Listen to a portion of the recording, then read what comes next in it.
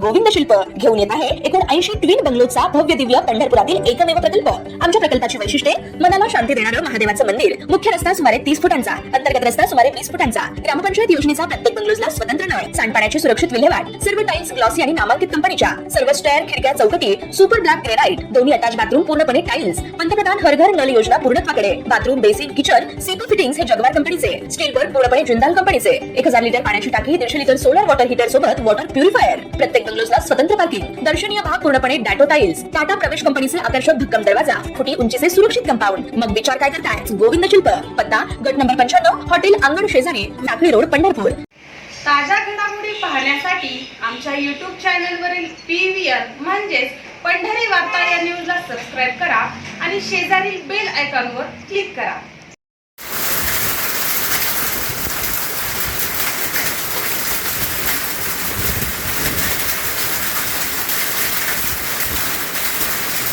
प्रचंड उन्हाळ्याला तोंड देत आलेल्या महाराष्ट्राला आता पावसाळ्याचे वेध लागले असून पुढील काही दिवसात मान्सूनचे आगमन होणार असतानाच काही ठिकाणी अवकाळी पाऊस पडताना दिसून येत आहे। मात्र पंढरपूर तालुक्यातील भाळवणी परिसरात आलेल्या अवकाळी पावसाबरोबरच गारांही पडताना दिसून आल्या।